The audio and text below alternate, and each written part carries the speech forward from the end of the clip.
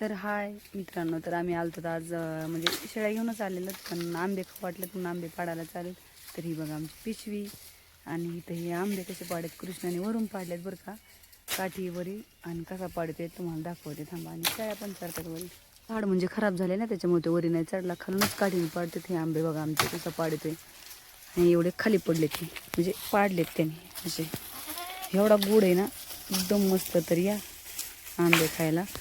आणि आमची नदी बघा कसं भारी वाटतं, एकदम मस्त वातावरण. आमच्या शेळ्याला पण चढायला भरपूर आहे, अशा शेवऱ्या वगैरे. तरी बघा आमचा खंड्या मग पाठीमागं त्याची फकडी, त्या शेळीचं नाव आमच्या फकडीवर का ठेवलेलं आम्ही. आणि ती राधा, ती छकुली, हा आंबे पाडणारा. पुरी झाडावर चढू चढू पडशील. करा गोळा पडला की एखादा. हां बघा ते काय म्हणते कृष्ण, काय म्हणलं सांगा. या आंबे खायला, या आंबे खायला, पाडं खायला या म्हणतोय.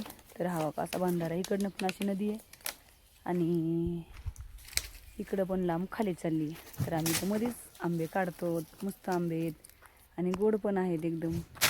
कृष्ण पुढं चालवते आणि महागा शेळ्या कशा चालतात हे बघा. ह्यातून इकडं खायला पण शेवऱ्या आहेत ना भरपूर. हे बघा असं खायला आहे आणि एकदम भारी वाटते, म्हणजे एकदम छान असं वाटायला. बघा एका सर हिरवगार वाटते नदीला, कारण आमच्याकडे एक पाऊस झाला ना, तेव्हापासून हिरवं झाले. नाहीतर पहिलं जरा उन्हाळा वाटायचं. तर हे बघा शेळ्या त्याच्या मागं कशा चालतात मस्त. चारीत चालला का, कारण चारीत निघालं आणि सरपण पण होतं आहे ना, म्हणजे थोडं सरपण पण काढायचं आहे. म्हणून म्हणलं चला आपल्या नदीलाच आता. भैया आता खालच्या आंब्याकडे जायचं का जांभळाकडे जायचं. बघा आता त्याला ना जांभळाकडे जायचं. ते म्हणते आंबे खाऊन झालेत आता, बस झालं, चला आता जांभळाकडं.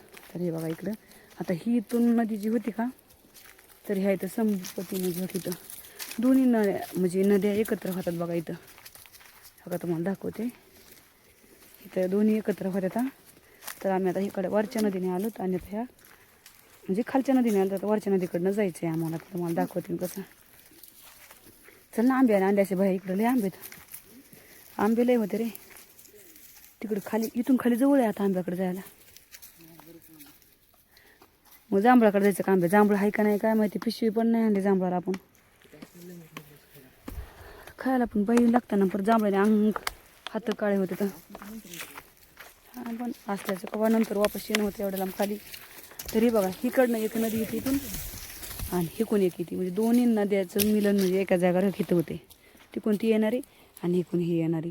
ते दोन्ही नदीचे आम्ही खाली चाललो होतो. आता इकडे जायचं खाली. चल बघून येऊ, नुसतं पाडा असलं तर खाऊन येऊ. हां चल की, असलं तर खाली जवळ आलतात आपण इथून. अगं इथून खाली चल. मग चल वर इकडं लय लांब जावं लागतं आंबऱ्यात भया. हां हा ना, हे जवळ राहिले उलटं आंबे. आता नसलं तर आपण जांभळाकडे रिटर्न येऊ. स्टॉलमध्ये आणू नका तुझं. तर कसा करतो चिडचिड, कशाला तवाच करतोस भया तू. जांभळे लोकांनी ठुले असेल तेव्हा खरे मरणाचे लोक इकडे येते. हां इकडून इकडं रोड म्हणजे इकडून नदीने जायचं आपल्याला.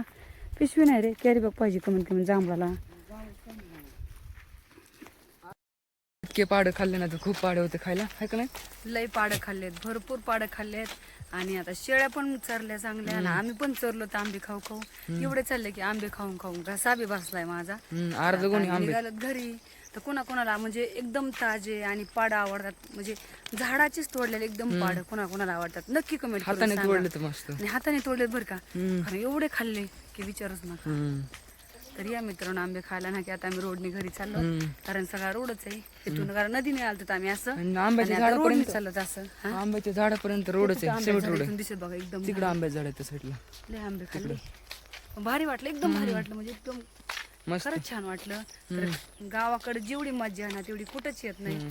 खरंच खूप छान मजा येते आणि असं भारी पण वाटतं. तर मित्रांनो गावाकडे आल्यावर गावाकडे अशी मजा असते. तर गावाकडे आल्याच्या नंतर मजा घेत जा, कारण गावाकडे जेवढी मजा आहे तेवढी मोठ्या गार्डनमध्ये पण येत नाही. तर एवढी मजा गावाकडे येते.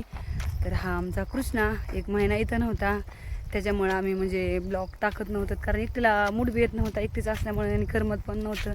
आणि आता तो आला यंदा 10वीला आहे, तर ते आता अभ्यास करतो, पण थोडाफार समजा मदत पण करतो तो, म्हणजे एकटीला भीती वाटते म्हणून दोघं पण आलतो. तर आता आम्ही निघालो आहोत घरी. मस्त वातावरण, एवढंच अपेक्षा आता पाऊस यावा एवढीच वाट बघत होत. कारण एकदाच पडलाय, परत काय पाऊस पडा ना. पाऊस पडल्याच्या नंतर म्हणजे लोक आता पेरणीची वाट आहे आणि टाईम पण झाला पेरणीचा. पाऊस पडायलाच पाहिजे म्हणजे शक्यतो, कारण अजून तर पडा ना, एकदा पडलाय आता परत पडला पाहिजे. कारण महागा मोलाचं बी भरण घेतलेलं पाण्यात म्हणजे हे करण्यापेक्षा पाऊस पडल्यावर उगतं ना म्हणजे.